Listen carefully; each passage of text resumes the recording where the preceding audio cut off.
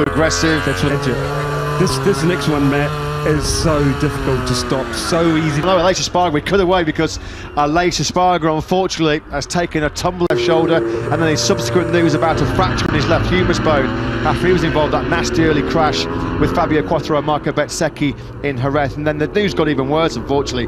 Raul Fernandez having arm pump surgery in Barcelona. Exactly. It's not as straightforward than a normal arm. What happens? In terms of time frame for the pair, I imagine Raul is targeting a Mugello return, but for Miguel, he said Mugello might be Is that team cursed in 2023 or what? But Simon's so unfortunate for Miguel and for Raul and for the team. There were, as we mentioned, so much excitement, expectation. A new manufacturer, Aprilia, really keen to work with a satellite.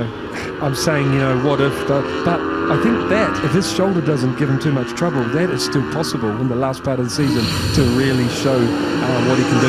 Yeah, that's super sad what's happened to him so far. Yeah, we wish Miguel Oliveira. I was listening to the KTM riders debriefs and the Honda riders debriefs.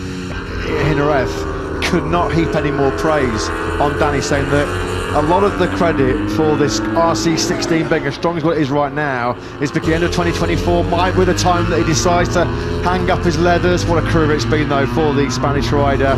When you think that this is the 1000th Grand Prix in history, and Aleix Espargaro, this is appearance 306. He's raced in nearly a third. Wanton, you see what I mean? Like they want to see a lack of mistakes. Speaking of mistakes, Juan. Stopping at Juan, I'd be curious to see which bike he's on there. He's got, looking in, he's, I don't know which side of in Moto2, to have somebody like Honda come knocking on your door asking for help just shows what an amazing job the Calex boys and girls do. Yeah, they're doing something right, for sure. But, Matt, here 1 year ago, look at this, Simon, talk us through this one. Yeah, so for whatever reason, I mean... Juan Bagnaia. 2 wins in the Grand Prix so far this year, 2 wins in the sprint as well, 22 points. He sits clear at Marco Bezzecchi as we head into the 1000th Grand Prix here this weekend.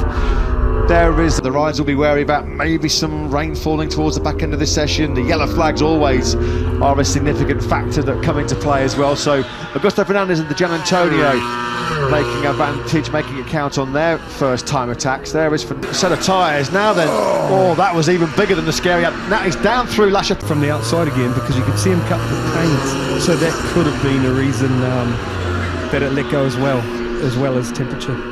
Yeah, the French fans, they had their heart in their mouths, didn't they? So Fabio Quartararo on successive laps while he was turn 5 with no problem, down through turn 6 La Chapelle with no problem, and this is much more like the old Fabio Quartararo when he goes into time attack mode. There's still a long way to go in this session, nearly a quarter of it remaining, 15.5 minutes as well. Viñales has had a superb first sector.